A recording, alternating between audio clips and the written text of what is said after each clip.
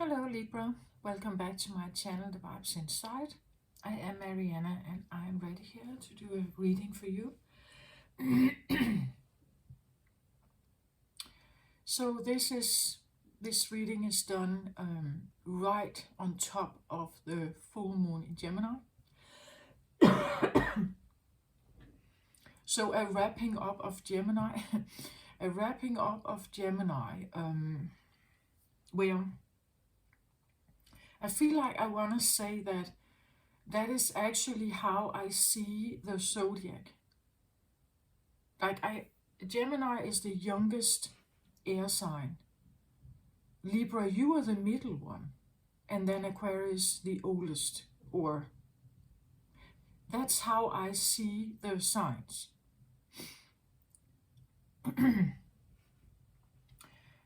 And I said also in the Gemini reading that Gemini is, they're curious, they are chatty, they mingle, they like to explore, they want to get to know stuff, they want to see stuff. They are sometimes I feel like outer oriented, like they like to talk, they like conversation, they like company. They like something lighthearted conversation, laughter, fun, all this stuff. And what the Gemini doesn't see coming is sometimes that with that approach, you don't even know that something else could be approaching you, right? That is how Gemini would approach the world. Until they meet, let's say, a deep Scorpio, right? That come with some heavy conversation. This is one of the things that I believe Libra knows. Like Libra has grown, right, from like a Gemini state to now knowing more about the world. Like knowing there is something is lighthearted and fun and easy, and something is maybe not. Like there's this like an overlayer of knowledge that suddenly you realized, okay, it's a bit like a Gemini that got themselves into trouble, or they have realized something about the world that they don't think about, that they weren't realizing. And now they have had some kind of experience, and that experience leads to the Libra. It leads to not staying in Gemini mode, but moving to the next level, you could say, knowing more about this world, right?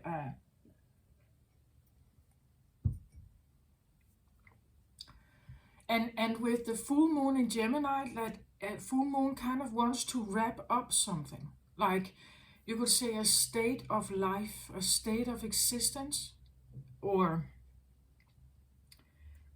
let's say there is I don't know, well, I feel like I want to say that Gemini is naive, but in certain matters, maybe yes. Like first of all, they don't like these like more tougher conversations or confrontations, conflict, quarrels, all this. That's Gemini would like navigate around that if they could, right? But Libra, I think you could do both. Like you can be in the lightheartedness of life, and you can take deep conversations or even hard conversations as well. You are known as the scales in tarot, the judge, your judgment card, that's you.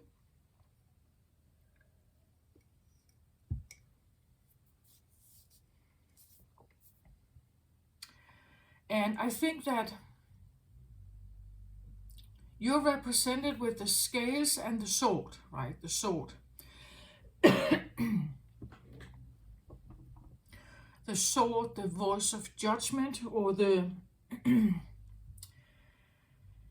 well, judgment is usually like a voice that is distinguishing between one thing and another, or good or bad, right? So it's an evolved state from the Gemini that kind of just naively goes out there and sees, oh, this is fun, or this is, oh, interesting, right? That you have this opinion, or I want to see the world, I want to explore the world, I want to know the world, right?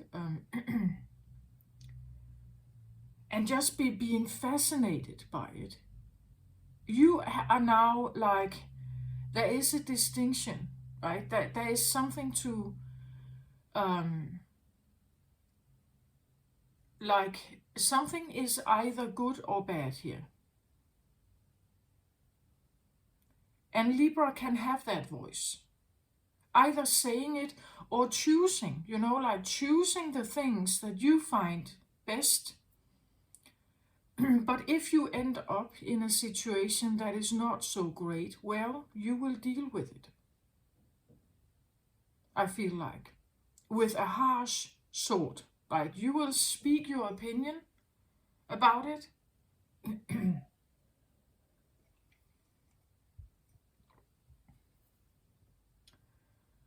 Probably, like to make people make more effort. Like probably to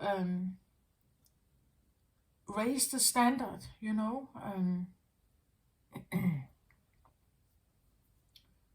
You're the sign right after Virgo, and what I talked about in the Virgo reading was also, like, Virgo has these very, very strong virtues. Whether they know it or not. There are some very strong virtues, and they can be quite judgmental as well. Outer judgmental or inner judgmental. I feel like, Libra, you as a chatty, again, you are a talkative air sign. You would say your opinion. Like you would say if you think something is wrong. And you are maybe more equipped to deal with the harder side of life than others. You don't like it, I think, but you can. You can deal with that.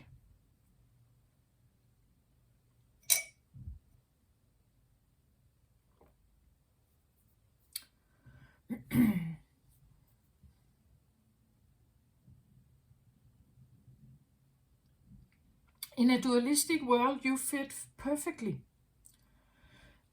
You are either good, something is either good or bad. And I believe that Libras somehow see themselves, intelligence-wise and knowledge-wise, as equipped to judge. Like their standards are to be reckoned with, right? They know something, and they will share it. So whether you are a Libra or you're dealing with one, I believe you recognize this. I'm not here to judge you. That's not at all what I'm here for. My reason for saying the things I do is awareness.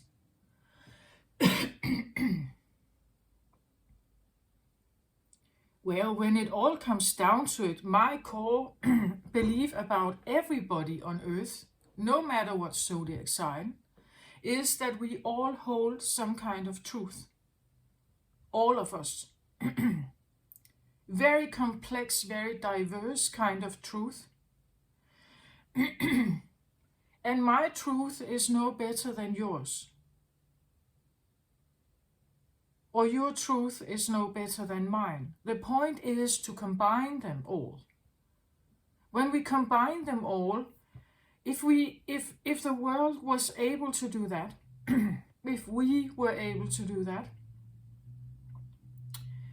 we would all be working of what I would call yin and yang balance.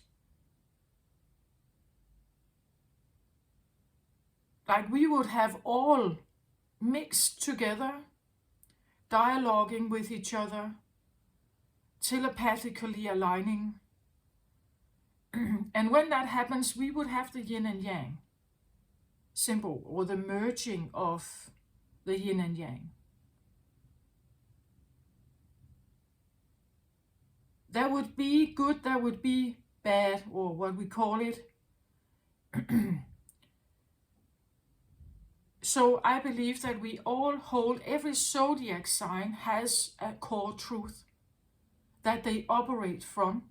You have a core truth you operate from. I have a core truth I operate from. And that is true to me. Yours is true to you. There's nothing wrong about mine. There's nothing wrong about yours. It's probably not just the entire truth of everything, of all existence.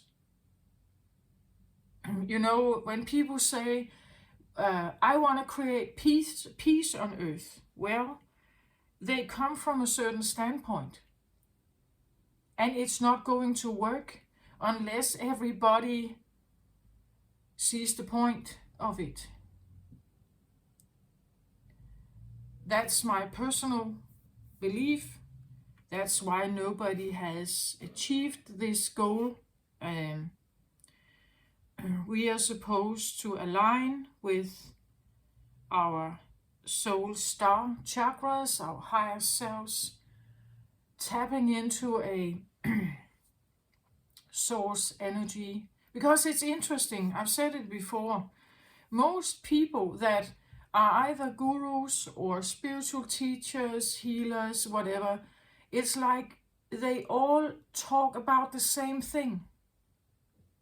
They talk about the light, the love. They talk about preserving earth. They talk about self-care. They talk about all these, some kind similar. And why is that? Why is it that people that are awakened, or awakened to spirit, awakened to soul journey, people on pilgrimage, they all somehow,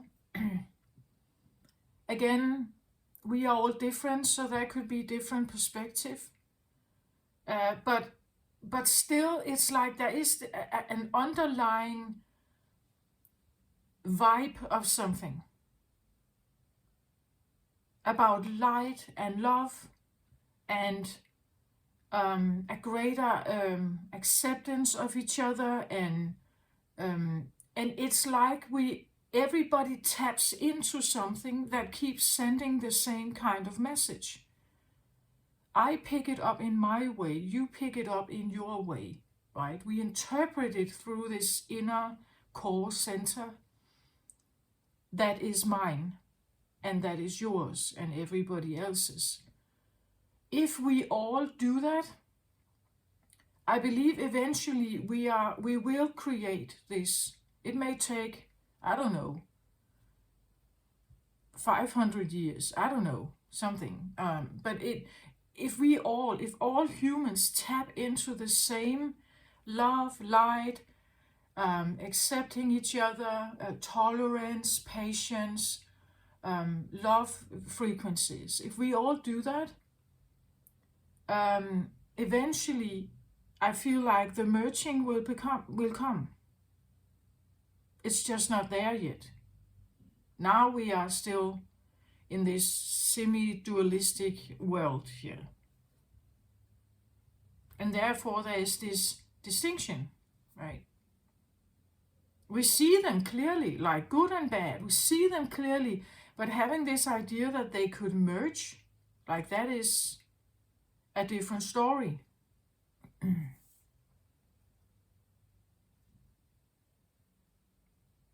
Can opposites merge and stay there?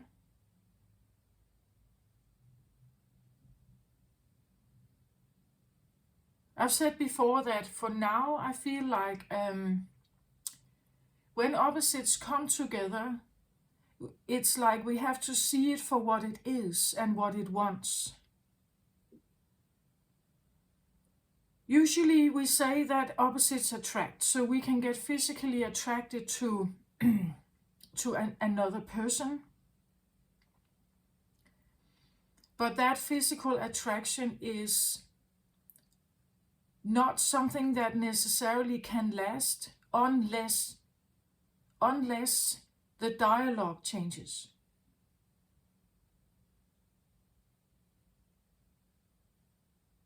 Like for two opposites, it's obvious, right? It's obvious that if two people are utter opposites in what they do, how they think, religion, food, whatever, and they come together, get very attracted to each other, it's fine. But staying together could probably be, like after the honeymoon phase here, that could lead to some kind of issues. Unless both want to.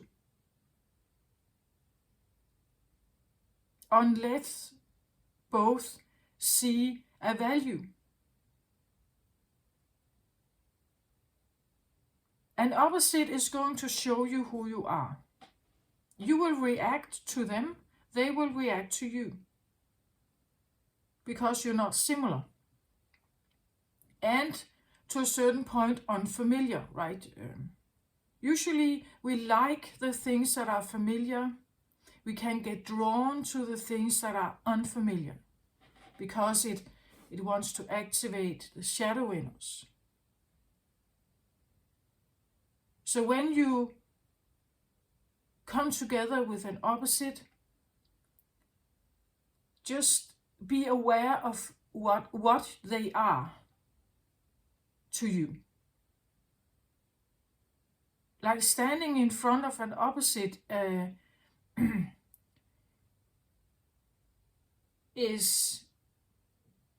it's like a mirror, right? They show you, they will tell you something or have a reaction. You may not like it.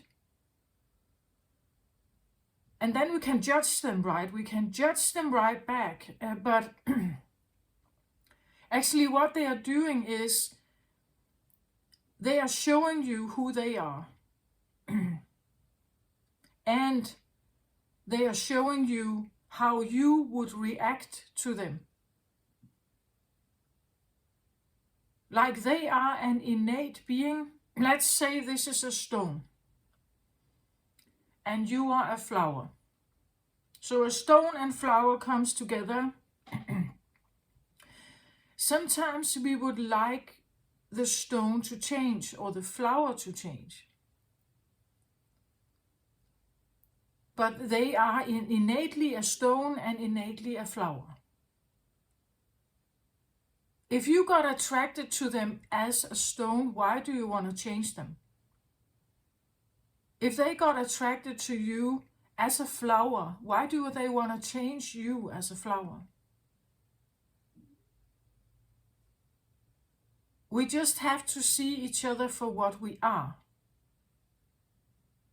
Of course, we can adapt to each other and so on, but it's innately, there is a core truth. Innately, there's something that defines you.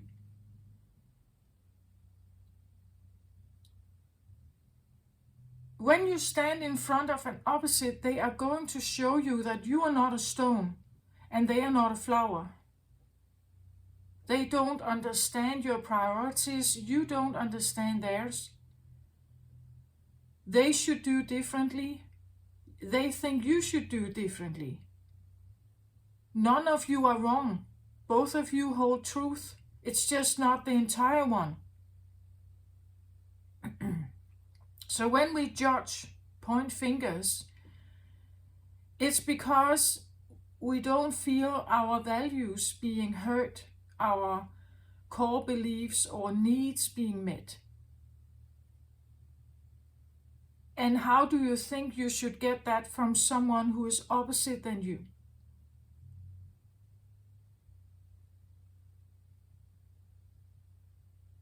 It's, to me, it's logically not possible. Like, how should that, the only thing that can make a match here is dialogue and choice. Like, both of you have to choose, literally choose each other. Equally as much, equally balanced, not one more than the other. Every part should put in the same amount of work and effort and devotion.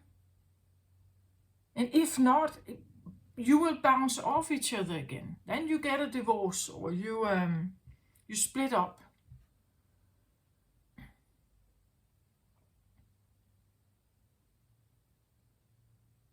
And then you go to your friend because the friend is like you. Like, they're more similar to you, perhaps, right? The good confidant. They would understand you. They would take your side. They have already chosen you.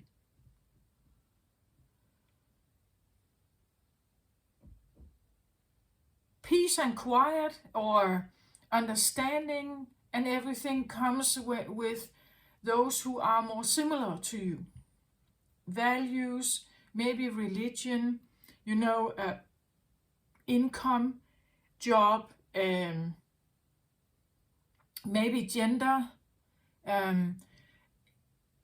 any kind of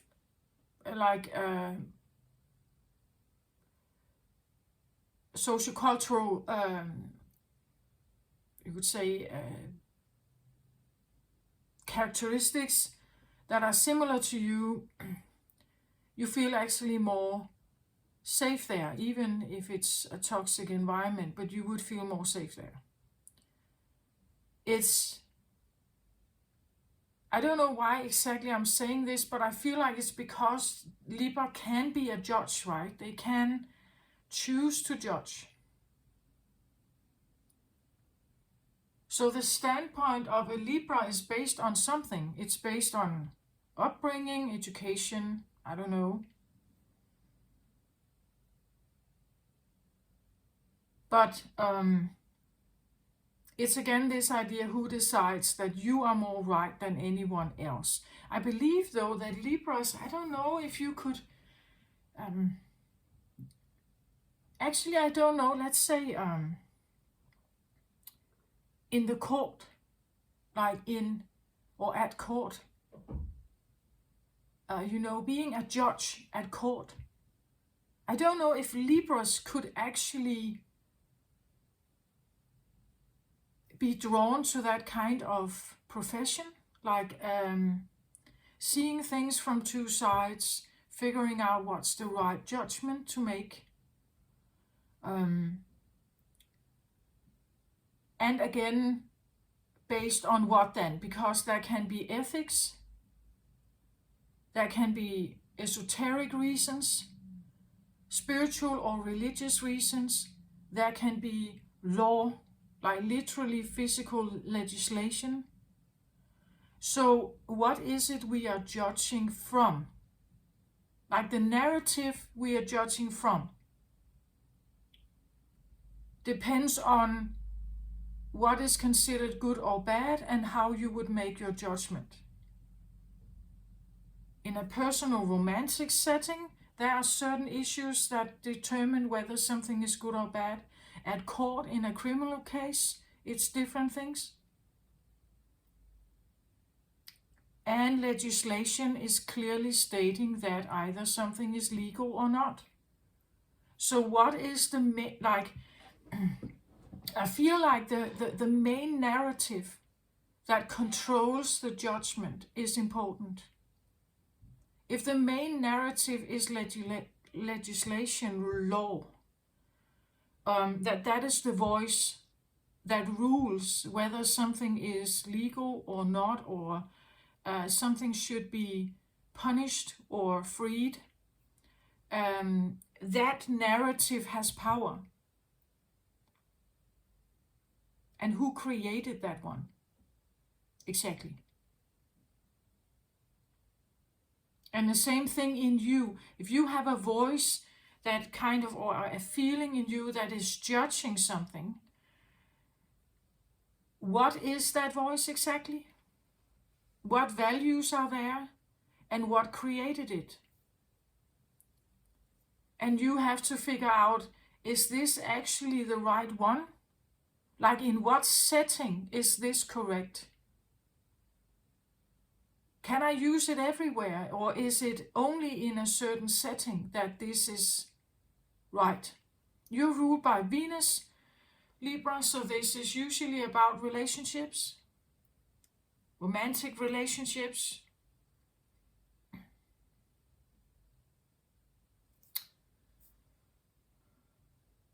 But the narrative is important, like what is ruling your verdict? What voice or narrative or story or law or religious voice is ruling your verdict and decision, your sentence? And where does it come from? And what is it serving? Like, the law and legislation is serving the matrix civilization that we have.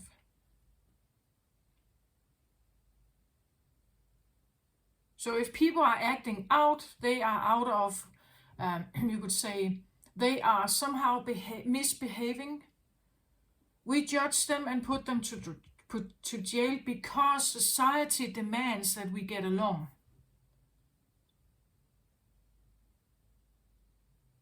And we don't lie, manipulate, steal, and so on. So it's based on some of the values you can even find in religious, the 10 Amendments, things like that. So that's what it's based on. It's helpful in, like, inside society, this is helpful. Those that rebel against it is probably, maybe they actually would prefer non-civilization. They would prefer to actually exist more in wilderness, in the wild, maybe alone, or only small groups. Like, society has maybe become too big, like they can't navigate here. When they navigate here, it will eventually trick this other side in them. Is that because they are bad people? I don't think so. It's just they are a stone and you are a flower. And they're not budging necessarily. And so are you are not also. Because inside their core, they are different than you. So some will thrive in society, matrix. They will like the order. They will like the rules and settings and everything. And some hate it and will challenge it again and again and again. And in families, children will, like, try to find their footing in a you could say, a family system. The family system is just a micro version of, like, a bigger civilization kind of setting. So what is the voice that governs everything? And what are the intentions behind that voice?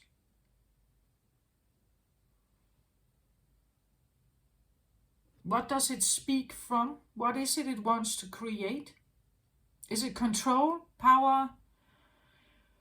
Or is it love, understanding, patience, acceptance of all species? What is the core voice that governs your everyday life, perhaps? And the choices you make, the judgment you make. And here I feel like I'm speaking for everybody. This is not just Libra, right?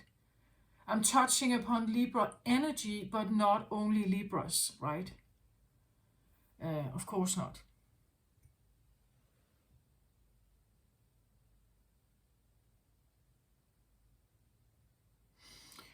Okay. Let's get out here and have a look at the cards. The Star. In the middle, the center card is always important. I get the Star here. Actually, when I sat down and I wanted to do your reading, I was pre-shuffling. I had the Soul Star chakra come out, the merging with the divine, higher self, divine purpose. And I looked at I have 8 decks here that I can choose from. So I choose intuitively which one speaks to me. Like, is there one of the decks that wants to present itself today? And actually, it wasn't really that clear to me. I almost feel like a secret. I almost feel like that this is maybe a secret here. The Star is usually, we could talk about the North Star. Something that directs you in this life.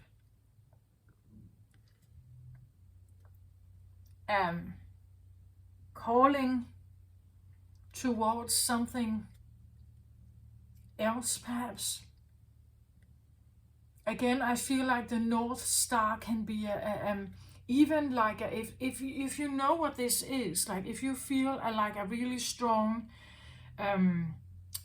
compass or direction towards something, and that can be, it can be religious, it can be education and work wise, it can be relationship oriented. But there is like a strong direction. It's almost like it's calling you, right? It's a bit like when you look at the sky here, you see in the back. I don't know if you can see it, but there are just these very, very tiny, small stars in the background here.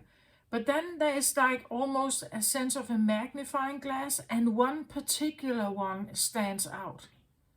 Like, this is the one, right? This is my true north. This is, and that's what I feel like we all have that. Well, I want to say if you are highly traumatized, maybe this one is difficult to find. But otherwise, it's like it's like a magnifying glass. That's how I see this, what he's holding here. He, she. I always see this card as a woman body, but a male face. So for me, this is a hybrid creature. Holding the water bearer here, holding a magnifying glass up to the sky, right? And looking for the right star, the one that is somehow sending a message, or I see you could say this is like the God voice, right? This is the one that your specific antenna is supposed to pick up on. Like your personal truth aligns with this here. And it means that you are like, you want to tune into this. Like, this aligns with you. This is the one, the right frequency, the right energy, the right feeling. It resonates. It resonates deeply in your core. But in astrology, you can find your North Node in your chart. And the North Node can indicate something in your life. I have my North Node in the first house, which is about the self, the building of the self. Perhaps that's why I talk so much about psychology, understanding your inner core values, your personal and maybe very intimate or even private strives, why you do the things you do. What is correcting you? What is driving you? What voice or what choice or what feelings are driving you to do the things you do? You have your personal North Node somewhere. Maybe with the star here, I feel it could be, this is Aquarius energy. So now we take a step up from Libra to Aquarius.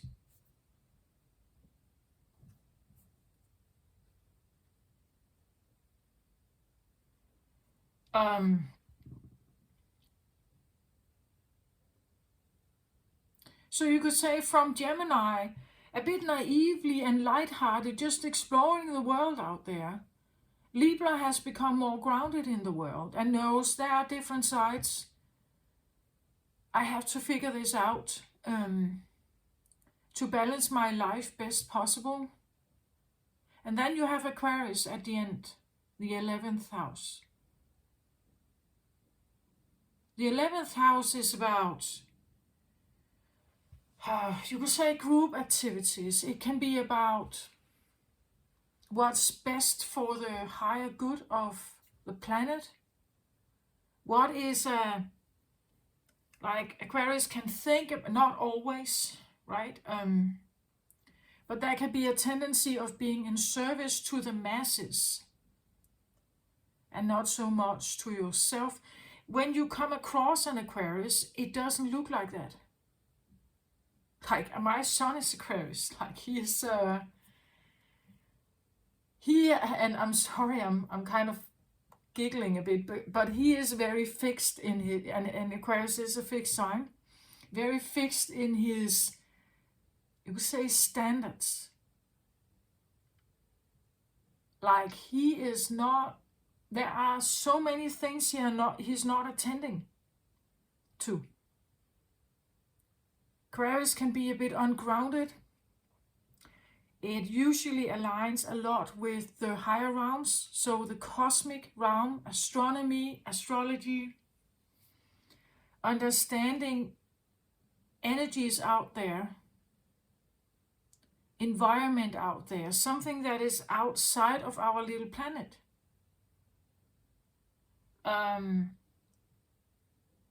There can be a tendency for the greater good. Like for instance, my son is quite modest. He doesn't care about fashion clothes, expensive things. He can live quite, like he's not a big spender. He has, like his needs are very particular. Like he likes his phone, his computer, and certain personal things, like he likes a bed, right? But actually he's quite modest. Like he doesn't have expensive habits.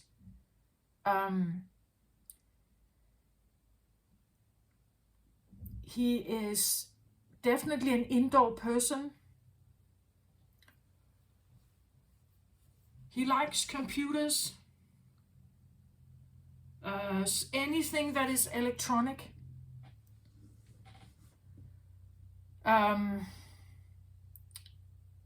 And we say that Aquarius is a futuristic sign. It has a focus on the future, something that is not here yet. So aligning yourself with something that's not here yet. Sometimes we say that Aquarius energy is the energy that brings new big scientific breakthroughs, like when the internet was created. Or something like that. That it usually something that wasn't there before. I remember the time before the internet. I remember the time before you had cell phones, where you only had landline phones. I remember that how you had to do differently in your life. Today we take it for granted that you can just call and reschedule everything in your life all the time. At that time, when I was a child, we only had landline. There were no cell phones. We had to order our life, you could say, and talk more with each other, and agree on the things that should be done during the day or next days. I remember that sitting in the living room, we only had one phone. It was in the living room. So if I wanted to have a conversation with one of my friends, I was sitting there calling them. And of course I got the message, don't talk too long, right? It's expensive. But I sat there and everyone who was in the living room could hear this conversation. Today, we walk out of the room. Every teenager sits in their private room and has conversation. Texting and talking and online kind of things. It's more private, it's more, away from each other. There is no need to always make and agree. We can do things in hiding more than we could at that time.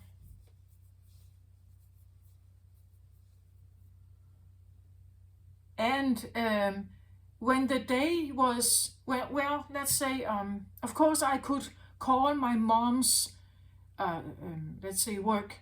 I could call the work number and ask for my mother. And they will eventually find her then, right? And I could give her a message, but this was not something we did often.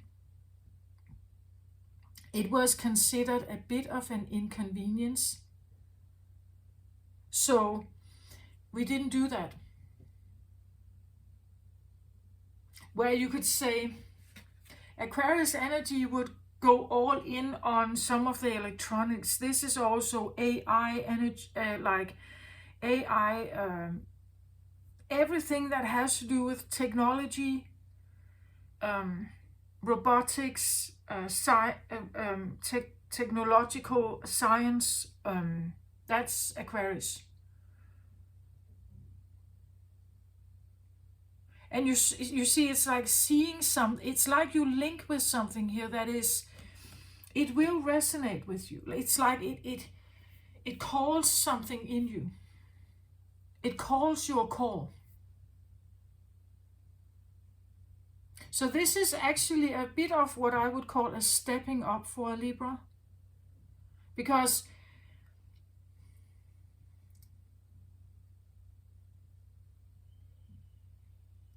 Aquarius energy is, my sun can come with very strict and very forthcoming, very honest, sometimes a bit brutal, honest message. And when you think about that, it doesn't seem like he actually cares that much for the masses when he does that. But it's because it has to do with a certain standard. It has to do with a certain, core. It's like Aquarius is extremely air-oriented. It is brain activity, not necessarily talking. It's brain activity. It is science, patterns, it is analytics, it's research. You can have researchers. Aquarius can be researchers, scientists. They could read a lot, you know. Where Gemini and Libra are more chatty, I feel like Aquarius it's internal. Like it's like they are in contact with something here that is briefing them, but it's on a different level. It's more telepathic. It's more that is the core, I believe, of Aquarius. Aquarius is very intelligent. They can easily see through patterns, behavioral patterns. They're very good at electronics. You can show them a thing once and they get it and they remember it. But they can, well, I would say Aquarius can be nerds, sticking to their own group. You could say, like, they have a specific message here. And we are we have at least what many astrologers talk about, that we have just entered the age of Aquarius. So we will see a change in something. I predict a change in fashion. We will have less makeup, much more natural look. There will be a concern about environmental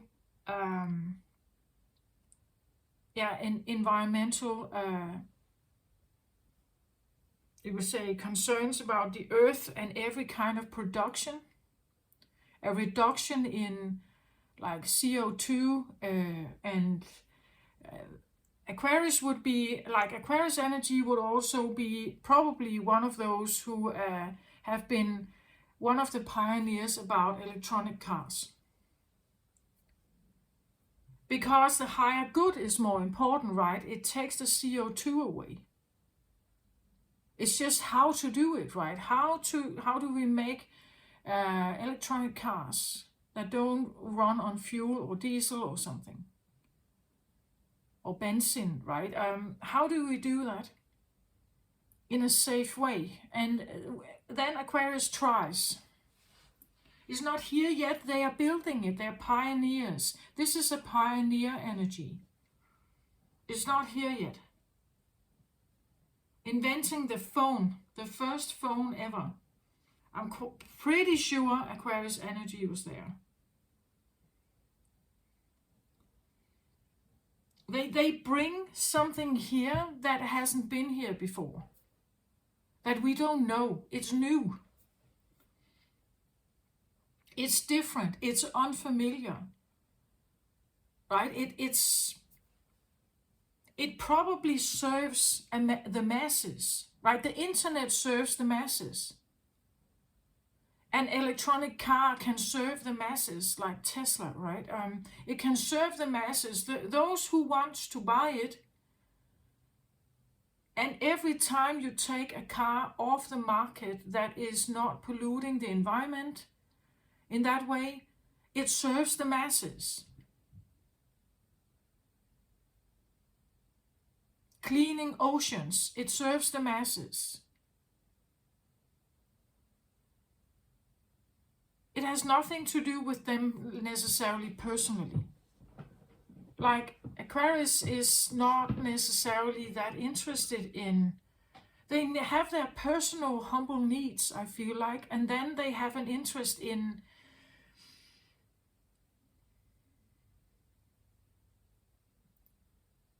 the masses somehow. How can I somehow help with something that has to do with the masses?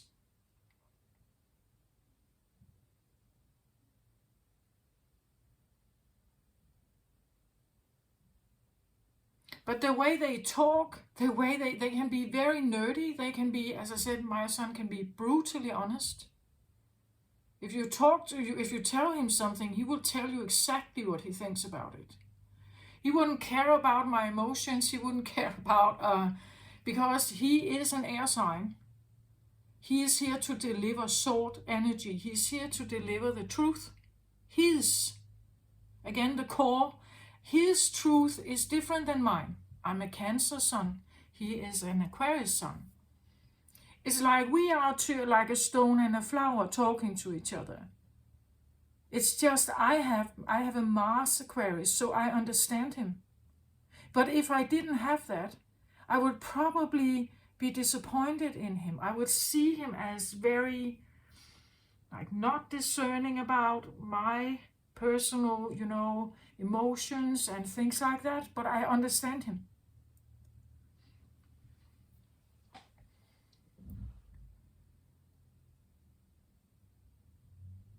The way I bring forth my message is sometimes also, I believe, quite brutal. Like I say the things that come through my mind when I channel here, I say that. Even though maybe not all of you like it, I don't know. I say it anyway because I'm bound, like Aquarius energy, my Mars is Aquarius, I'm bound to do that. It's a core thing in me. That's how I am. I am that stone, right? I could not bring the messages, but that's not why I'm here. That's not why the channel is here. Either you like what I do or you don't, right? And I get it. Like, I understand that maybe you don't. I'm not here to soothe you. I'm here to, you could say, bring forth some kind of knowledge that you can take and you can turn and twist it and see if it somehow resonates, or if you just want to throw it away. Like any other content out there, you can just throw it away, or you can choose not to. It's up to you.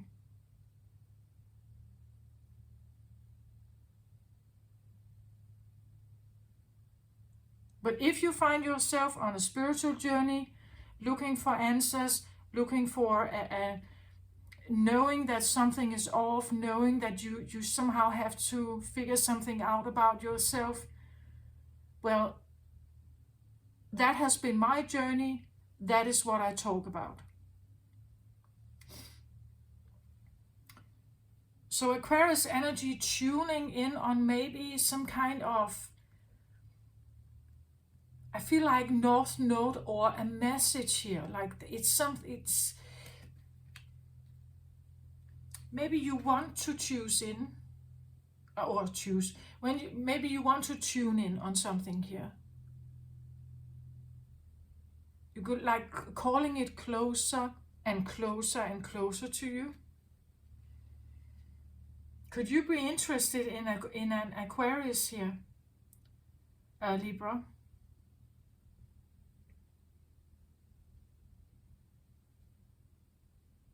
Aquarius is very good at not getting personally involved in stuff. Like they stay on the intellectual level. If they can, like, of course they can get into trouble, like any kind of quarrel and everything, but they are very good at actually taking their emotions out of the situation and just look at it for what it is. Like that is a very strong feature of Aquarius. Not getting themselves more personally involved than absolutely necessary. See it for what it is and figure out what to do about it.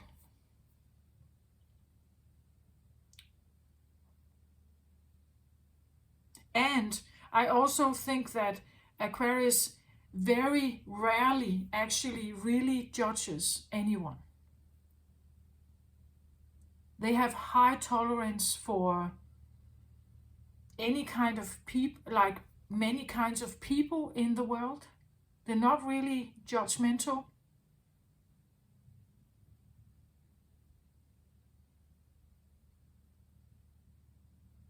They're usually tall, low voices, or what is that called?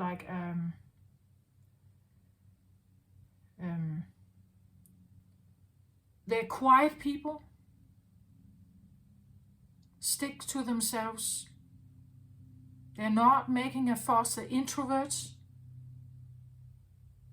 They're not making a fuss about things. Unless they get really out of control about a situation that they feel where they don't know what to do. Which could be a situation that your brain cannot solve. Let's say you're drowning in the water. Your brain cannot solve that. You literally have to like swim, right? And fight in that way for your life with your body, right? Your brain cannot solve it. But if your brain can solve it, Aquarius would somehow stay more calm.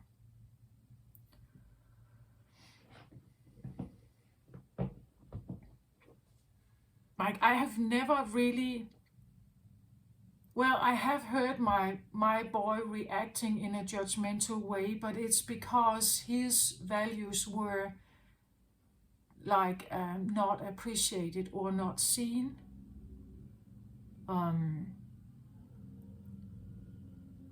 That his existence were undermined, right? That his beliefs or his way of being, like he has a very high tolerance for how others are, like their beingness. And he expects the same from others, that his beingness is being accepted like he does them. And when that is not the case and people judge him, he gets upset. Again, I'm not here to judge anyone. Again, this is my Aquarius, right? I'm not, it doesn't matter. Like I'm not, again, as I said in the beginning, we are all part of one bigger, giant, mutable organism. My truth is just one out of many. My truth is not more than or better than anyone else's.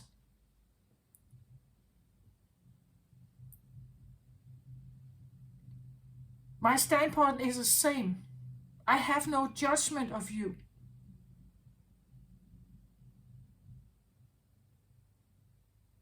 Like it's not, what point is that serving? It's not serving any point for me. It's not serving any point. I don't care. Like you have your core. I appreciate you have your core because I know that when we put it all together, yours is just as important as mine.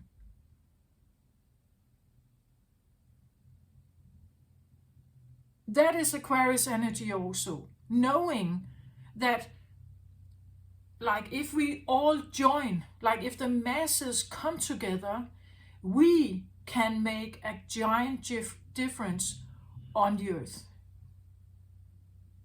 and our life together. Aquarius is just, when Aquarius is born here and arrives here, they're realizing, oh, what a mess hole. What is going on here? They don't talk to each other. Or the way they talk is, again, we have telepathy here. Like this is the quickest, most efficient way of having communication. The way I speak to you now is in Aquarius, and like in Aquarius world, this is highly obsolete. It's slow. Misunderstandings happens. It depends on your personal emotional state of being. There are all kinds of like errors here. Telepathy is a direct communication from one brain to another, from one heart to another. And that is exactly how Aquarius comes across for me. The way I say they are brutally honest, but what they're doing is that they're delivering the message in a clear-cut way. There is no room for misinterpretation. It doesn't matter what your emotional state is that day. You will get the message. It's clear. It's clear-cut like that. But people, we are not used to it, right? We prefer the more verbal conversation. We prefer that there are still emotions involved, and that's what we're used to. Aquarius takes the emotions out of the picture and gives you a message, bam, like that. Like the emotions, it's just, it's in the way. Like it muds everything, it muds the conversation. It allows for all kinds of errors.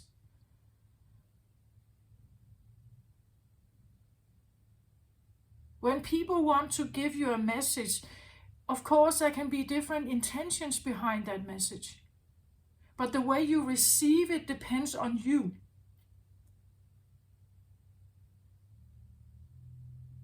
It depends on you. How well you slept that day, if you are annoyed, if you are sad, if you feel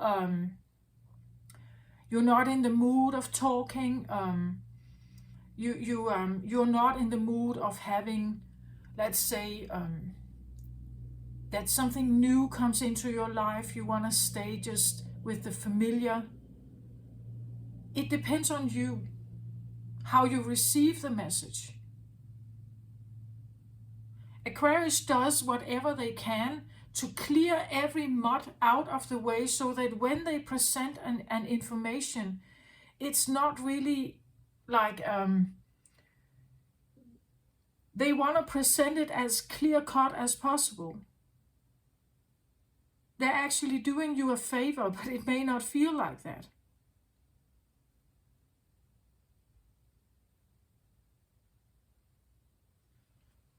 So somehow I get the feeling that there could be something that comes in here for you. Maybe you are dealing with an Aquarius. Maybe this is me for you. I don't know. But what they are doing is it's a somehow clear information here. But maybe a little too honest, right? Like maybe it comes across for you a bit. I don't know if like you could have all kinds of emotional responses to this. Again, this is usually a call to action, like again for the masses, right? Get up and do something for the masses here. For the masses. I think that's also why I actually initially made this channel. I was so nervous. Like I've never been a person that really was speaking up much. And now I do these readings, right? I do these long, rather long readings. But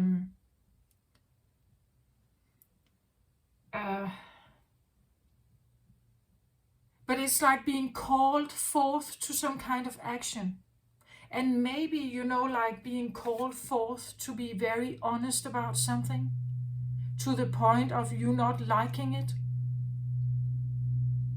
Stepping into Aquarius energy here is,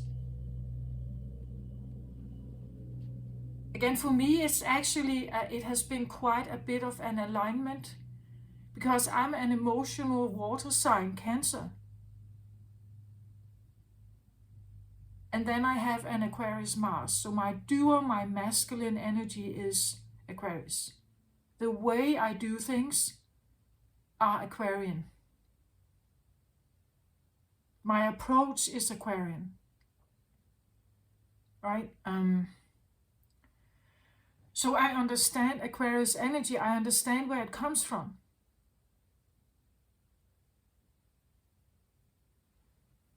And what it wants to do. Like, Okay, let's have a look at the other one here. Yeah, new blueprint. Again, look at the star up here.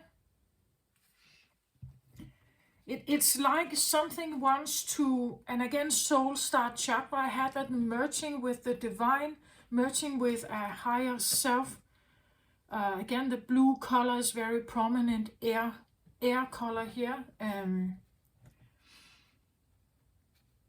You're an air sign. It's like you're called to duty, I feel like.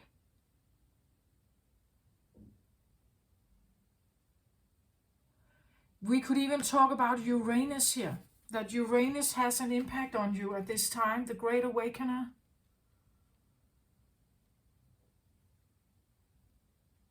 That is Aquarius energy as well. Saturn and Aquarius energy is Aquarius. And Saturn is, well, the Great Awakener and the Great Teacher, right?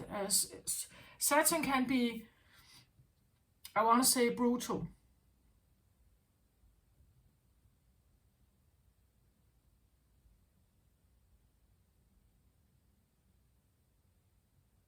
Uranus can be sort of brutal as well.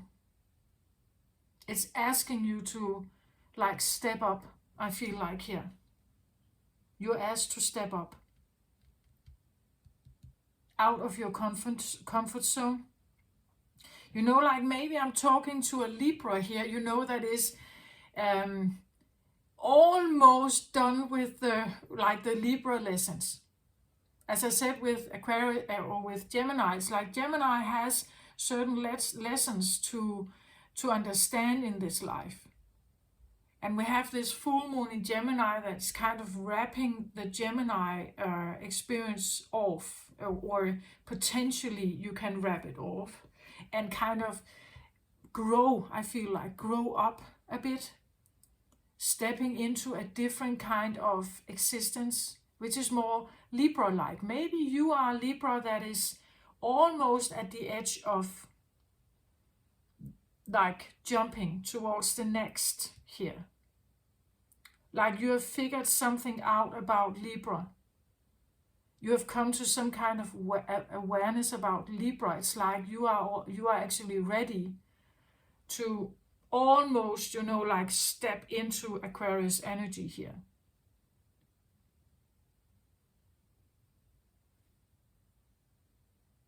Does that make sense? Maybe you're wrapping up, off, you could say, the dualistic part that the air signs have. Gemini, the twins, right, is dualistic. Libra, the scale is dualistic. And you're kind of wrapping that off, or trying to feel like somehow have a different acceptance. It means that suddenly you get access to see or know something else here.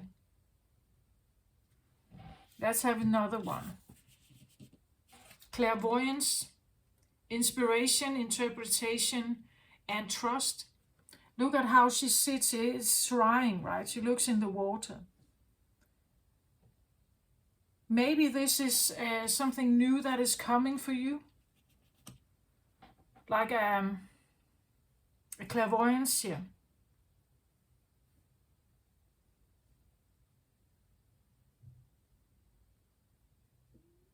Something you see differently, you see through patterns. There could be something about reflections, like every time you look into a mirror or into a, you know, like a window, you look through a window, there could be some kind of, actually this morning I live on the second floor, and I looked down outside. I could see that there was kind of like frosty things on the front window of my car. And I just stood there for a while and looked at the pattern of it, right? And I didn't quite know why I did that, but that's actually what I feel like, you know, like you can see, maybe you can see things in you know, like reflections in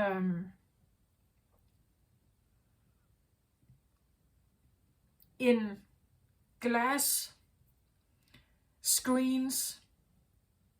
I do that sometimes here on like when I look at the card like this, I see only one thing, and then I turn it, and then it's like I see something else. Like the screen allows me to see a different thing about the card.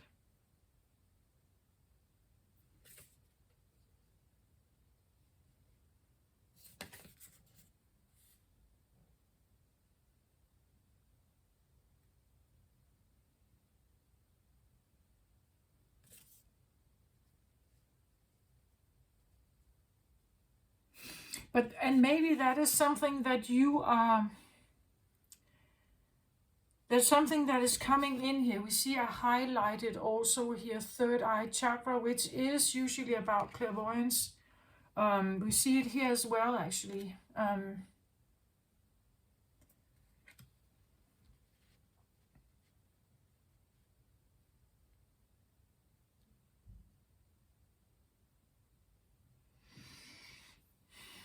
This is interesting, Libra. Like clairvoyance could be a thing here for you. Something about seeing. Somehow when I took this card up here, and I was holding it, again, this is interesting how it changes. Because when I look at it here, it has a circular shape. Like this has a circular shape. But when I turn it to the camera here, I actually get like an eye-shaped kind of form here. More almond-shaped kind of form. It looks more like an eye to me. Like a big eye. A big eye here. An eye is, of course, associated with also clairvoyance. Seeing beyond, having a clear psychic vision, something like that.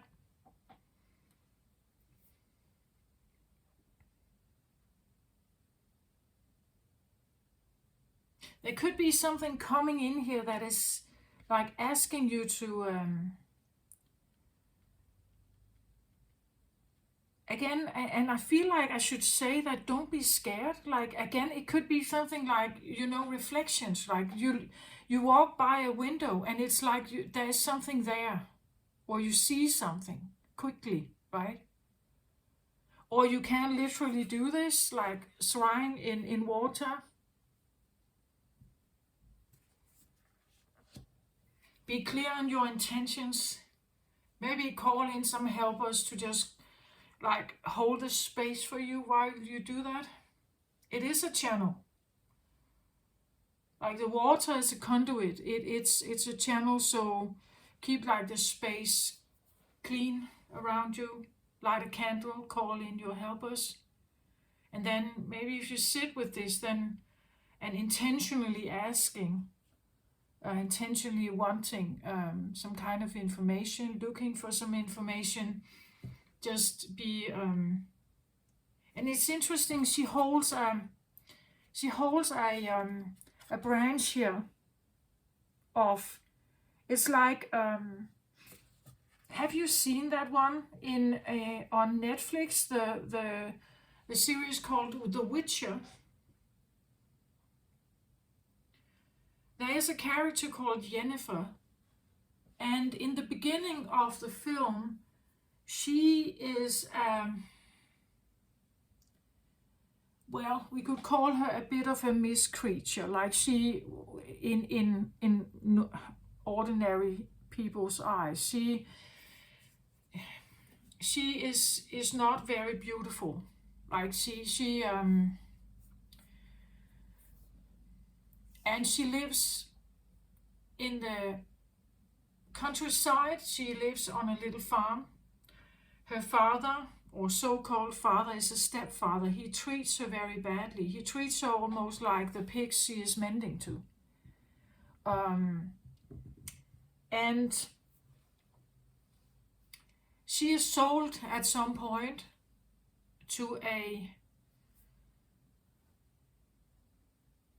a witch or a sorceress, and she's taken to Aretusa, which is like a conduit channeling place for magical energy. And she's trained to become a mage. And one of the first lessons that Jennifer is given is actually to, what was it? I believe it was she holds a flower in one hand, and then she's looking at a stone. And it's interesting, I said stone flower before, right? She holds a flower in her hand, and then she's looking at the stone and trying to make the stone levitate. And in order to make the stone levitate, the flower is now withering. It's like a payment. Like to have this magic happen, something is sacrificed for this magic to happen. Like for the levitation. It's a bit of the same. Be aware that the magic you're doing may have a cost, or, like offer something here. Offer something. There could be something about draining energy here. Like if you are, be aware of I don't know if you have done this for a long time, but there could be something about, she says something, I believe the teacher there, she says something about sometimes the best thing a flower can do for us is to die, she says.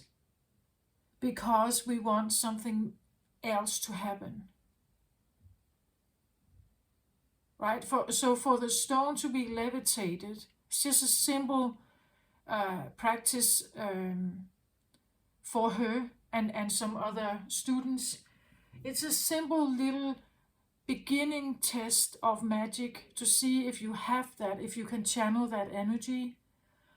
And then a flower is offered as a gift, you could say, or as a payment, or as a balancing act of the magic. Like that's how I see it here. Like she sits with this like a branch here, and then she looks in the mirror or in the water, knowing that in order, in order for her not to get drained, or in order for her not to have, there was another scene actually where one of the girls tried to lift the stone without holding the flower. And what happens was, it's like her hand got all dark, and her hand got dark and almost looked a bit like dead, actually. It's like, it felt like a part of her, her hand was dying. So there could be something about when you do this, that you are aware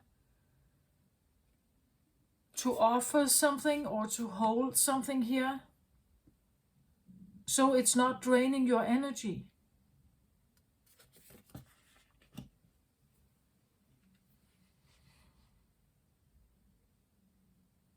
And for some reason, this one, when I should take the third card here, it was like this actually presented itself first, and then I was drawn to another deck here. So I felt like I needed to take a card more on this. Taming the wild. Interesting. Taming the wild. Taming the magic, maybe. Taming the, no, not wild, sorry, taming the wind. Taming the wind, which is air element as well, your mind. Your thoughts, your intentions. Your identity also as a clairvoyant, perhaps. Maybe you never thought you were a clairvoyant. or I want to say clairvoyant can be a seer also here. Maybe you never thought that you could be this. So taming the wind can talk about, like aligning with that kind of identity. This new, I feel like still when I hold this up, I see the eye immediately. It's giant here, big eye. This is like the pupil, right? The center of the eye, and that's the star. Like being locked in on something here. And maybe it's asking you strange things, because Aquarius will do that. Aquarius is not normal. It's a pioneer. It's not here to do normal. That's not why they are here. That's one big thing we have to understand about Aquarius. They are not odd or strange. They have a specific mission for being here, whatever it is. It's their truth. We wouldn't have the internet without them. We wouldn't have a lot of medicine without them. Like, that's what it is. Like, otherwise we would still believe in the devil and like being possessed by something if someone had a fever.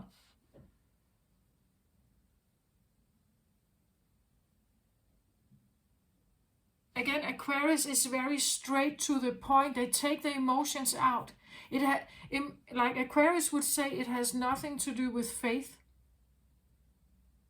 It has nothing to do with God's will. It has nothing to do with your emotions.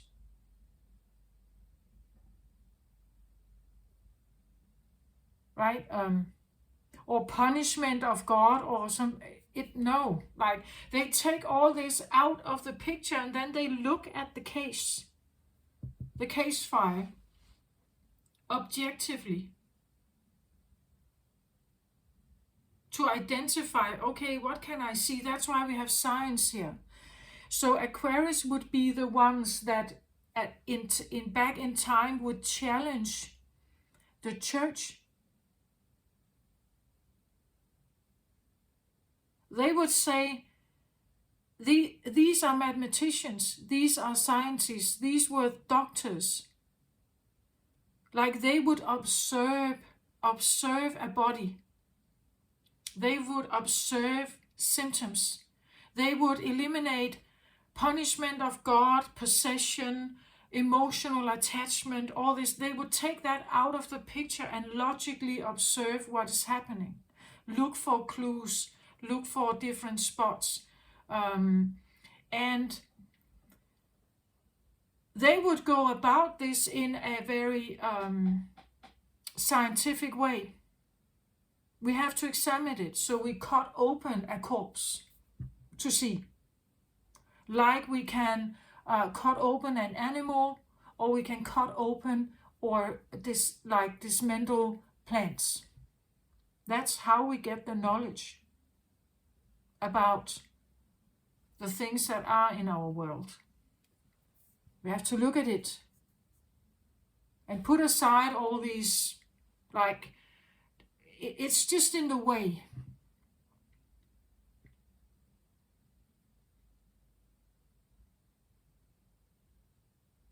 We can't get to the fact of something if we get our emotions in the way of something.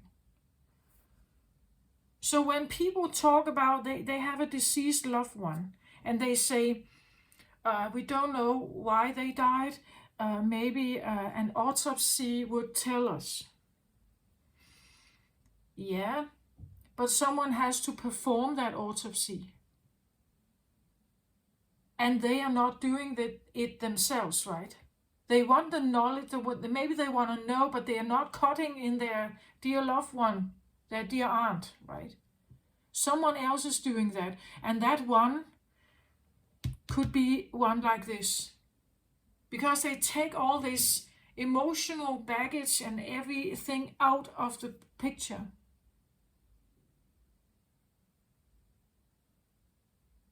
It doesn't mean that they can't be religious. They're just not attached to it. Like they're not emotionally attached, but they are definitely guided. They're guided, but not necessarily emotionally attached. That's the difference. Taming the wind. Maybe taming the wild wind. I don't know. But definitely something about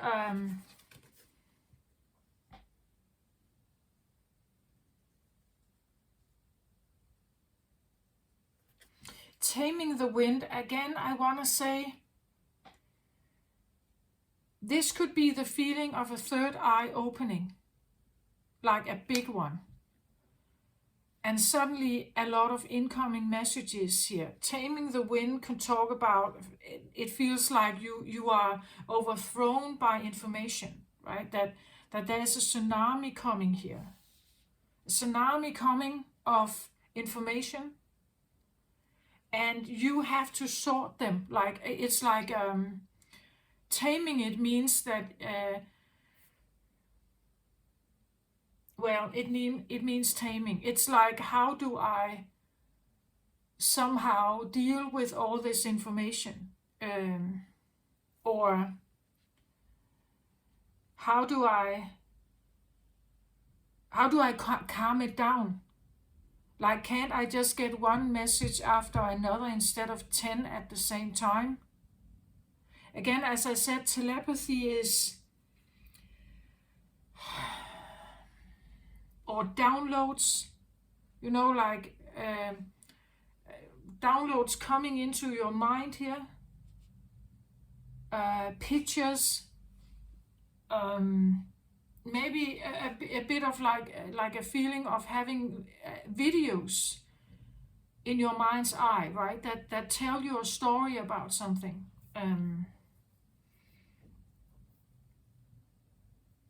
There could be a sense of prophecy here because, again, Aquarius is futuristic.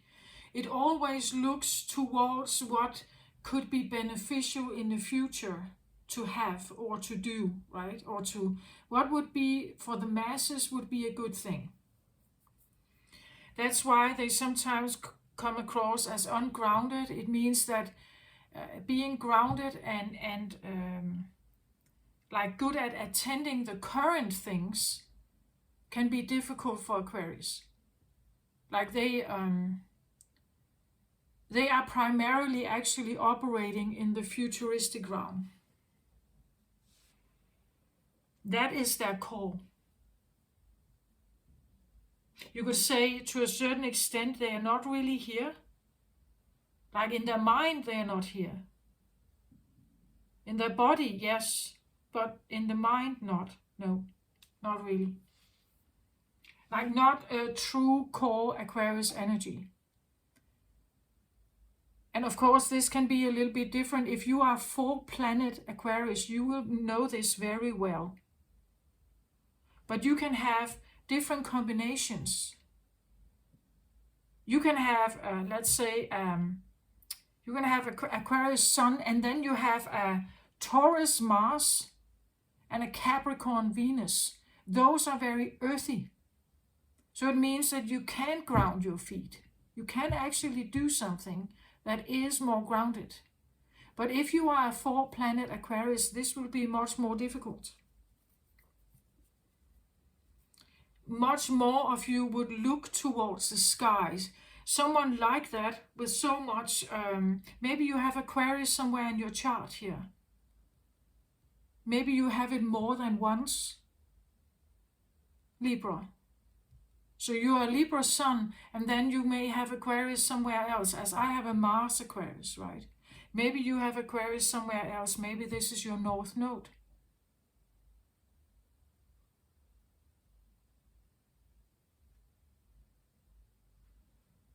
And therefore, you are inclined towards it. It's calling you, right? It's calling you.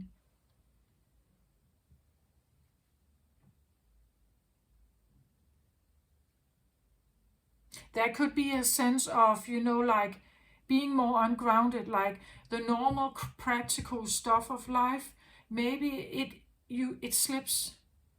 Like maybe you somehow realize it slips for me. Sometimes I forget things. Why did I forget that, right? Oh, I forgot about that appointment. I totally forgot, or I forgot to pay that bill. I normally don't do that, right? And that is maybe the taming here as well, that there's something coming in that is, it asks you to, like, when Aquarius does their thing, they can't be too grounded in the earth, where we are now in the current, because they are futuristic. So somehow they have to levitate a little bit, not too many roots in here. Then they can't build or do what it is they're supposed to do.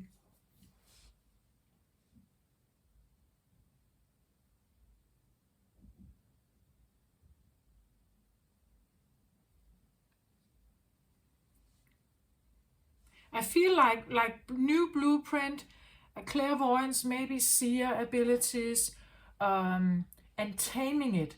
So maybe you feel like there's a lot coming in. Like a lot. It's a lot. And it is. It is, because as I said, it's much more efficient. But we are not used to it. It's efficient, but we're not used to it. So you have to tame that. You have to get your brain adapted to the new way of tuning into things.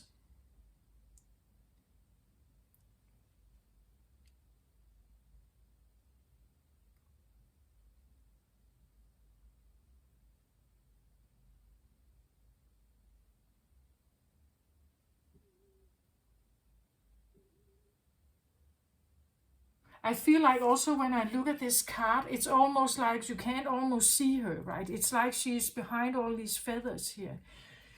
I get almost a feeling of saying that become more bird, become more air. Become more air sign. Become more airy, air, or levitate a little bit, like fly more. You can fly more. Like grow wings here and fly more. Get more feathers. That's what I feel like the star is saying, right? That get more feathers. Like this can literally be, let's say, you get yourself a boa, like these feathery, colory things you put around your neck,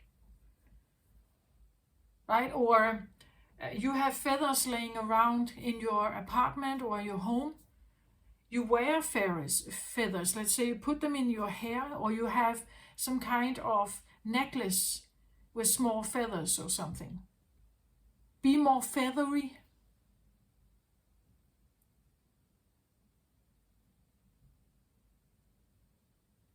Yeah, that's what I feel like. But becoming more feathery or more bird,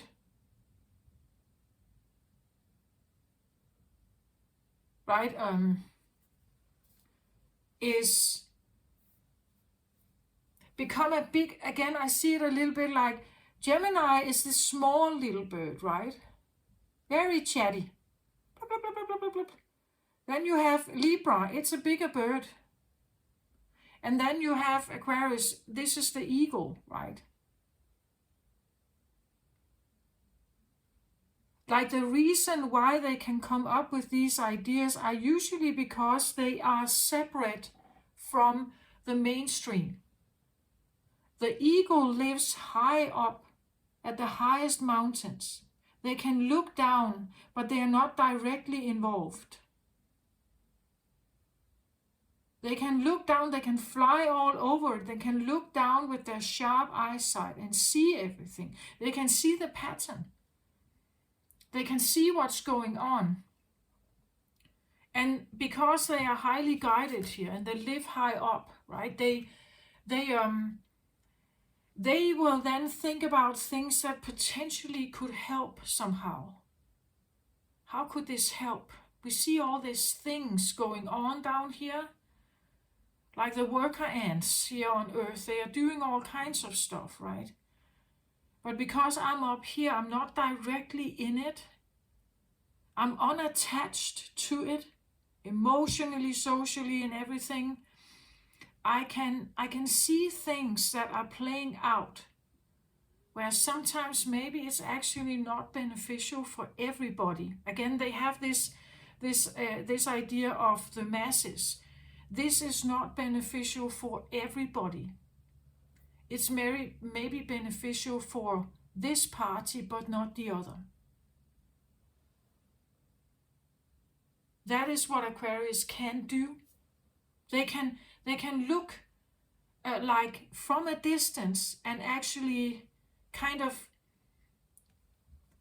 and well, they can be sucked into like the earthy realm, of course. They can lose a bit of themselves. Maybe you do have Aquarius here strong somewhere in your chart. Maybe this is your North Node. Maybe you're called to action here, Libra, to ascend, to grow.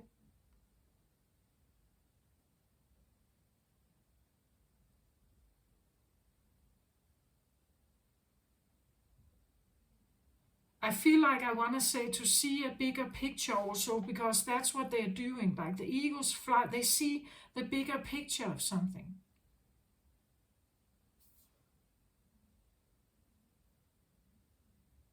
You know, like the surgeon, right? He looks at your blood work. He looks at your body. He has but he is not emotionally attached to it. That's one of the qualities of the unemotional surgeon, is that he's very focused on fixing something here.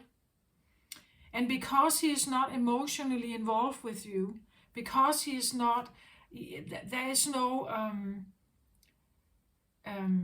attachment. He can be like really focused on figuring out the best possible approach. Maybe you don't like the treatment plan, but that's not what he cares about. He cares about the result. He cares about what is the end goal and how do we get there.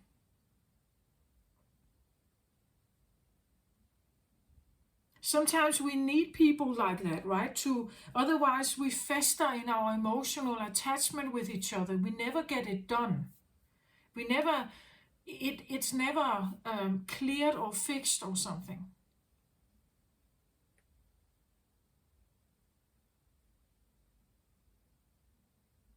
Somehow I feel like there is a calling towards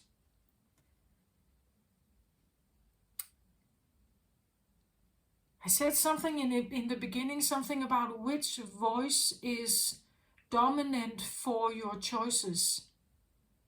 I said something about law and legislation and what is it serving. Here I feel like there's another voice that is guiding you, and what is it serving? Like if it serves a different kind of purpose that you align with, maybe it's love, patient. As I said, most people on spiritual journeys, they end up with that, me included. Love, the God voice, appreciation for everything around us, the light, self-care that then eventually leads to caring for others, being of service, being kind. That kindness, patience, consideration for other people's feelings, and so all this stuff that's the voice. It's the voice that says something. And when we align with that, our actions will somehow concern about this. Even if we have to be brutally honest sometimes. Because if I'm not, I sit in the emotional attachment again, and I can't bring forth what people may need to know.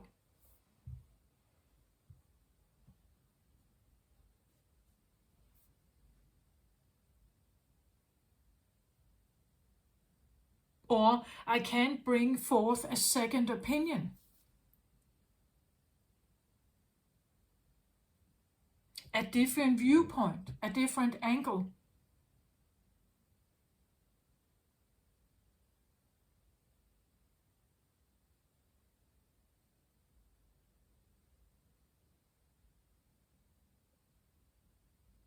There's definitely an alignment with something that is, it will feel right. Like the star here this is a feeling of that you're tuned into something that is right for you. It's right. It's truth maybe. You may feel it's truth. Like the utter truth, the truth of all existence. Again, I have mine. I said that this idea of yin and yang finally coming together and so on. This is what I somehow have realized. But you may not agree, and that's quite all right. I just shared mine, you know. I believe that when every person on earth has aligned totally with this in them, this is where we start speaking the same language, all of us. This is where the dominating voice, like the voice that governs our choices, our beliefs, our judgments, or whatever, when we all tune into this one, we will agree more. Like this is where duality starts to evaporate, and we will get out of duality and opposition. We will know that we are different, but the main voice that governs everything, and my choices and your choices and everybody else's choices, will be more aligned, more liking each other, having patience with each other, listening to each other, understanding each other. But it's my personal thesis.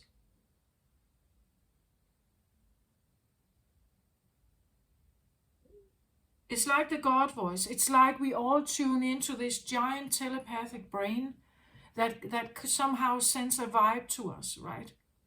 And because my antenna is created in a certain way, I pick up on something. And you may pick up on something else.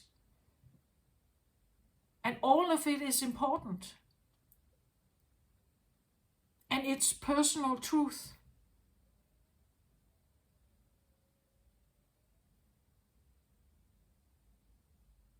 Asking you to take some kind of action.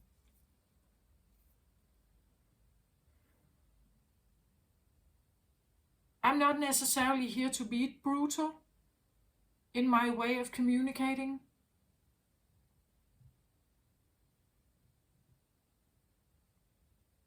But sometimes I make these examples that can seem maybe a bit harsh. It's just to make a point.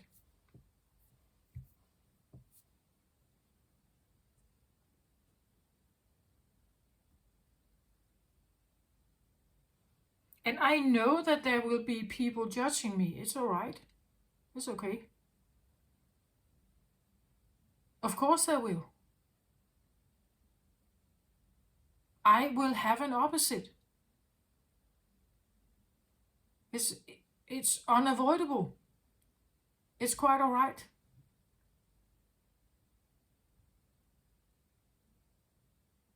I think that you're seeing something here, or it's coming. Like there's something coming in here. Like this is the center card. It speaks very loudly to me. Like this giant eye I see it as an eye here, a big one, like a Horus eye, you know, or the seer eye. Sometimes seers are depicted with, you know, like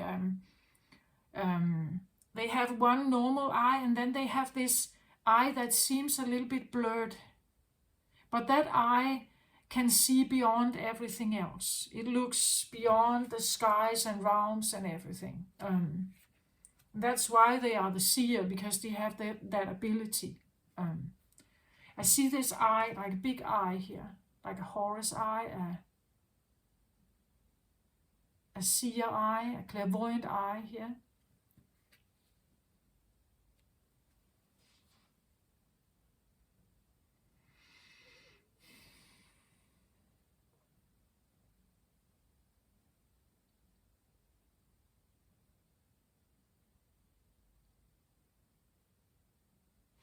So again, interpretation, inspiration, and trusting the messages.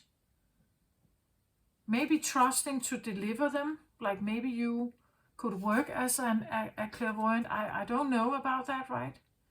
I think that there's something to be tamed first here. Maybe about that identity, or maybe about, you know, the work.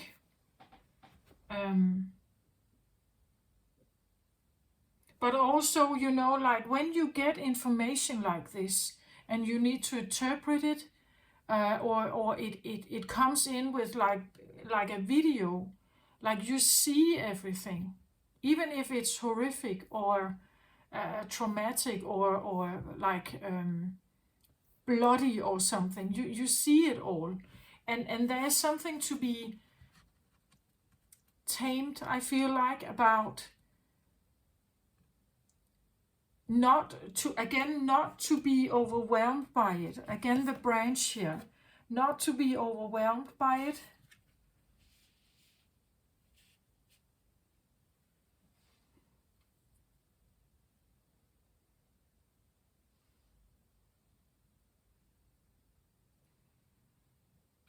Maybe you have had opposition towards this, like maybe you didn't want it.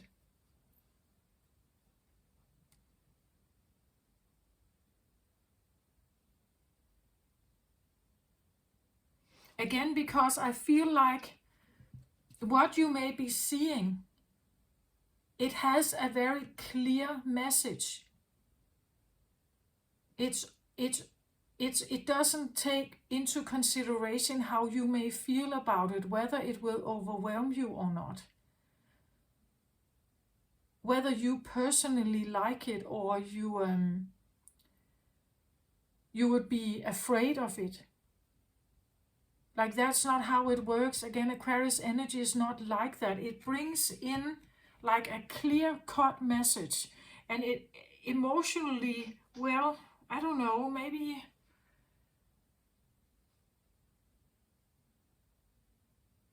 first of all, you shouldn't take it personal, of course, what comes in. And the second thing is that, well, you should be able to, again, with the branch here, I feel like there's something about that your own emotional system and your own personal, maybe judgment of things or attitudes or something is somehow held out of the question, right? That you should not personally suffer because of this.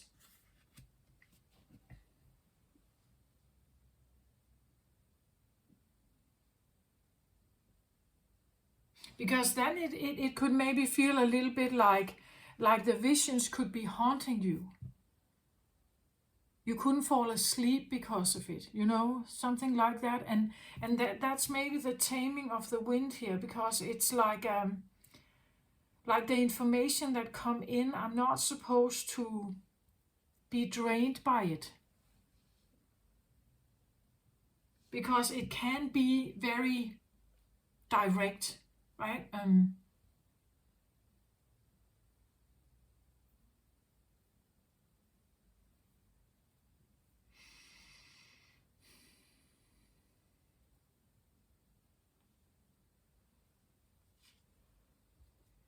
Yeah, for the star here, I get High Priestess again, the same thing.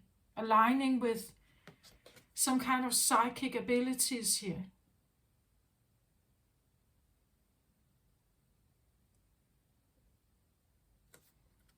And that there's a cycle here around her third eye.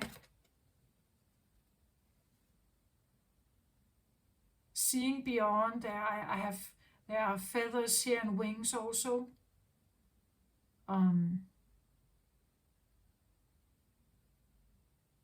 Knowing something. The High Priestess is usually, she can be a bit shadowy. Like she works more in the shadows than the Hierophant. Not to say that she's doing something bad. It's just, it's intuitive. It's psychic. It's maybe clairvoyant or one of the others. Clairsentient, claircognizant, clairaudient. She just knows stuff, this one. She knows stuff.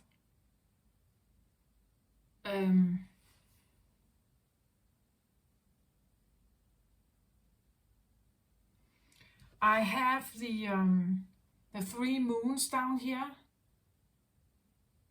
The 3 moon symbol. This is again the triple goddess, moon goddess.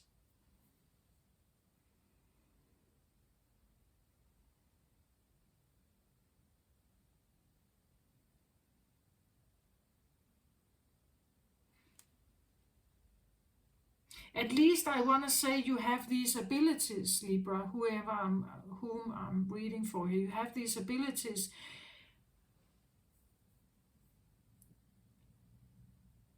But there could be something about feeling unequipped to deal with whatever this is, maybe. Can I have one more card on the taming of the wind here?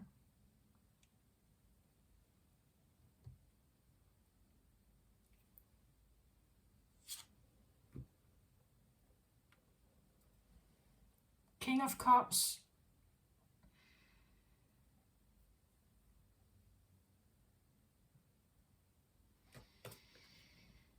Cancer, Pisces, Scorpio energy here.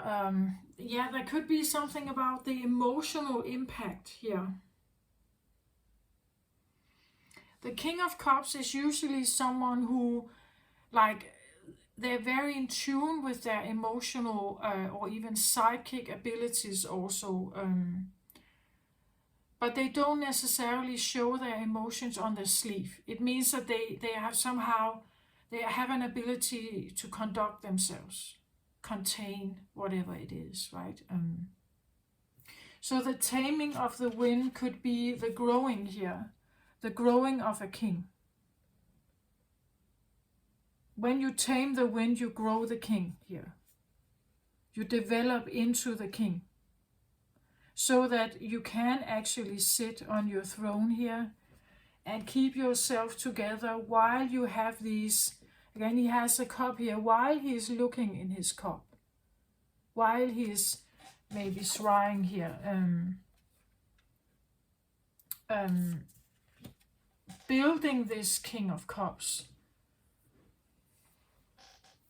that is in tune of your emotions, that holds it, contains it, can deal with it, right? And can sit relaxed and comfortably in his throne here, owning his ability, owning that he is like doing something here. I feel like there could be,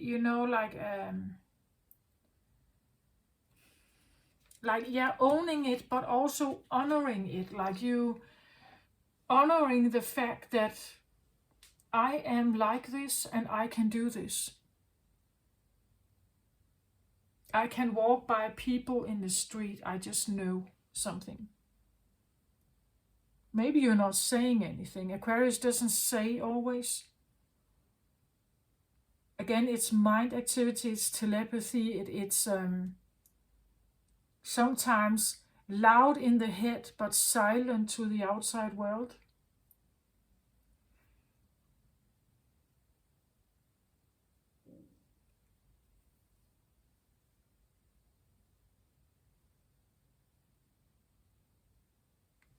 it could be that, you know, like the King of Cups here is a sense that you tune into some kind of energy here, that this is the energy. I said before that many people on a spiritual path, they end up with that.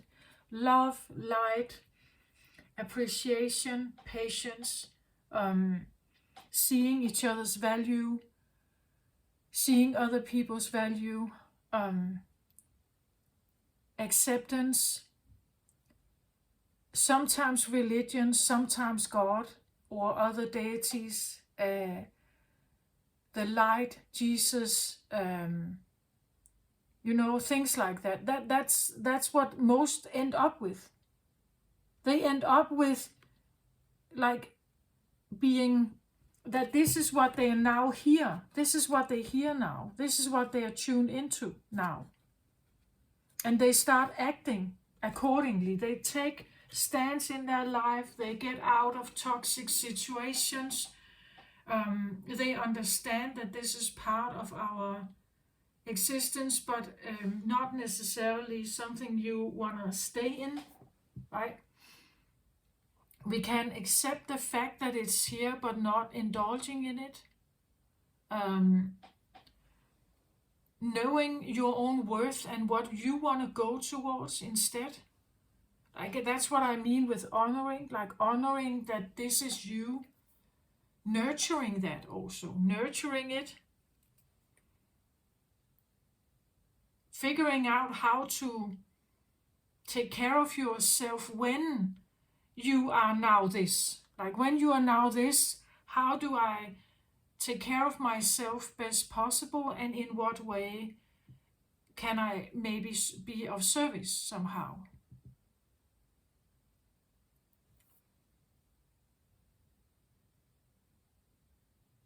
Something that is aligned with me, right? Something that feels right to me. And maybe that higher calling is being a healer or a high priestess or a shaman here. Or an astrologer. Right? Maybe it is something else. But feeling more and more like the calling towards that, stepping into that kind of existence, that role, that identity. That's also why I feel the taming of the wind also has to do with your identity. What you identify with and what you run from, for instance, right? What you judge. But I'm definitely not one like this. I'm definitely not. Like, that is an odd one. Like, this is odd, or this is not how I speak.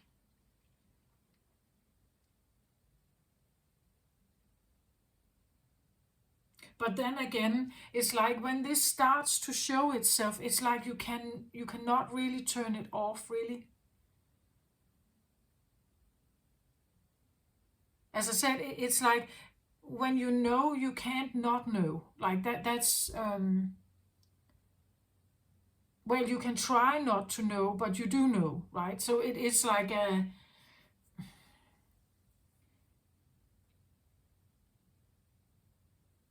so it's a direction that you may not have thought you should ever do or align with, but it's here.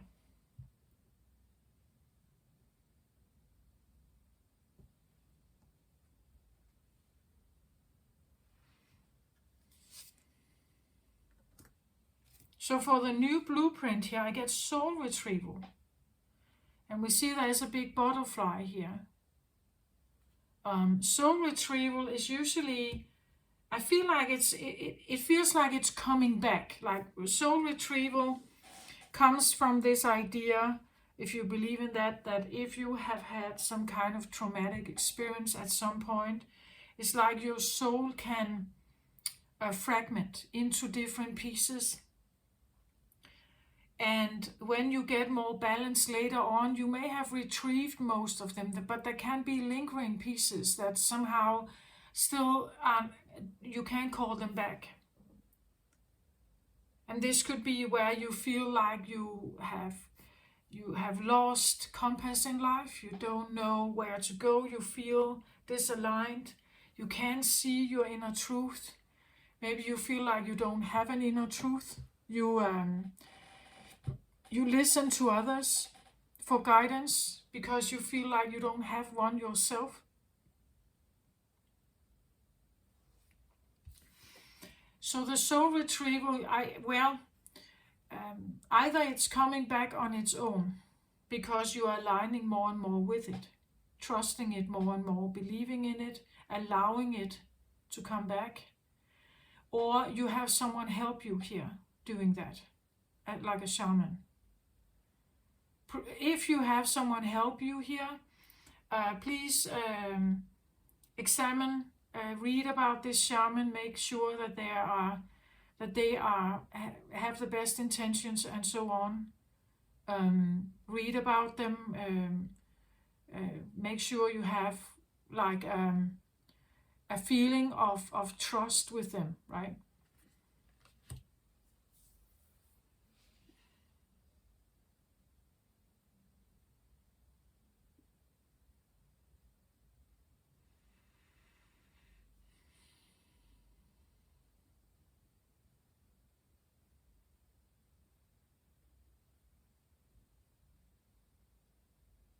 But it could be this feeling that something is coming back to you here.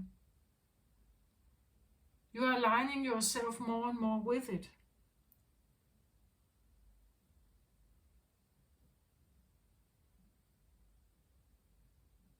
It may feel like it's new, but actually I think it's not new. It's known. Your soul knows this. Maybe your ego has forgotten, right? But your soul knows this.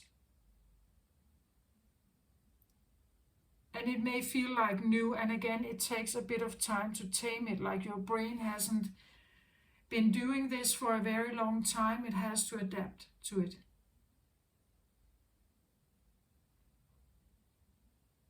So let's say you are very tired, you are exhausted, you are you have to rest more, close your eyes, rest more.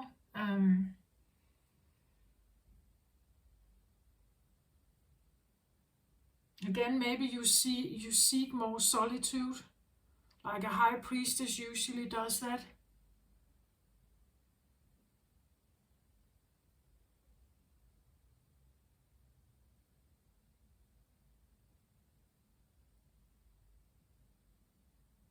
But she follows her own calling, right? That's one of the big things with the high priestess.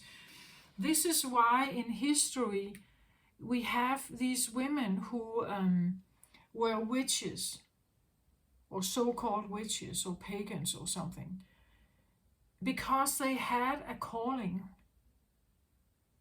But then we had the church judging them, pursuing them, finding them, hanging them, or burning them on the fire, right? In the fire, on the stake. But it's because they follow a calling, something innate in them. Because logically, it would be illogical to have that profession or choose that if you know that if you are found, you will be beheaded. It would be illogical to do that. But they're doing it anyway. Sometimes being judged by their own family, sometimes living as outsiders. They're doing it anyway. Right? It's like it's an inner calling that they, as I said, when you see it, it's like you cannot see it.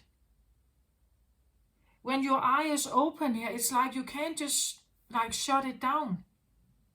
It's an innate part of you.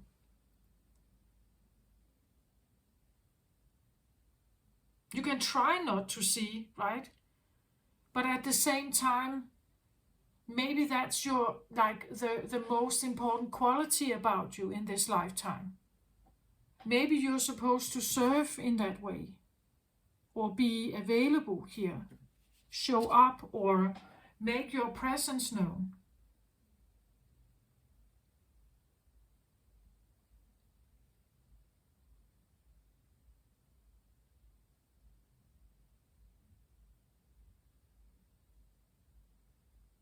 And trust in what you are doing here. Maybe you're doing this primarily for yourself, like to get advice. It is as a form of divination.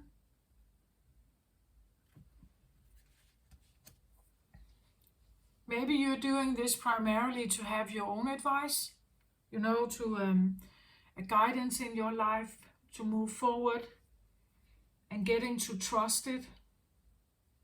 Even though it tells you something that you can seem to, like, in the life you live, you would maybe think, but that's not at all is that safe, right? Is that right for me?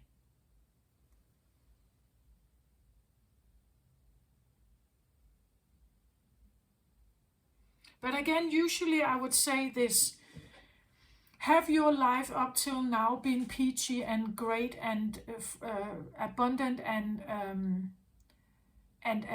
fun and has it been great? The choices you've made, has it been great? Has it been like the life you always dreamt about?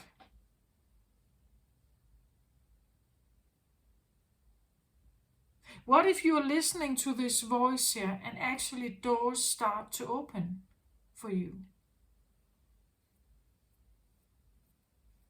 Even though it may not be the life you thought you should have. What if it changes something for you? My intention for this reading was something positive, something helpful, something that could make the life of Libra easier, something that is maybe kind, something that is it's a kinder approach to your own life. It's or a kinder approach to who you are, right? The innateness in you, the core in you.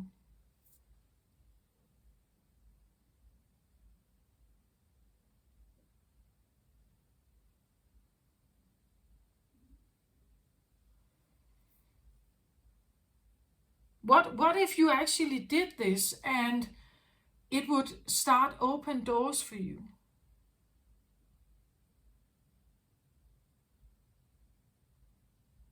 Wouldn't that be great? Like, wouldn't that be...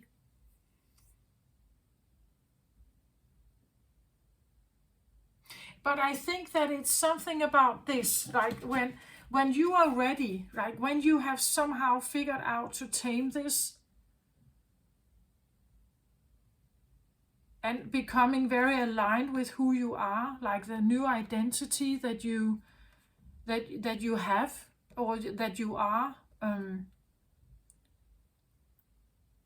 then I think you start acting from that place, and I'm pretty sure the doors are going to open for you.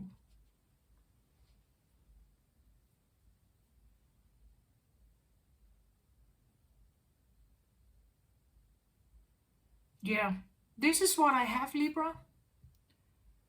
Again, I hope it helped. That was my intention. But sometimes I know that I bring forth information that is maybe not what you're looking for. If this resonates with you, it's because you feel you're going through a change. You feel like things become maybe strange or weird. Maybe you feel like you need to retract more, sleep more, you're more exhausted. Then maybe this is for you, right? It's an explanation.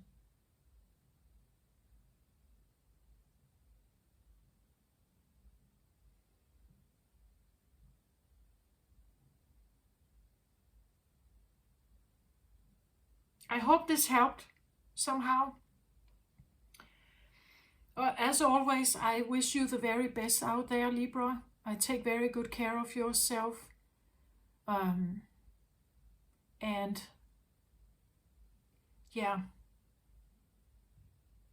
just take one step at a time, right? I send you my best, as I said, love and light to you. Bye bye.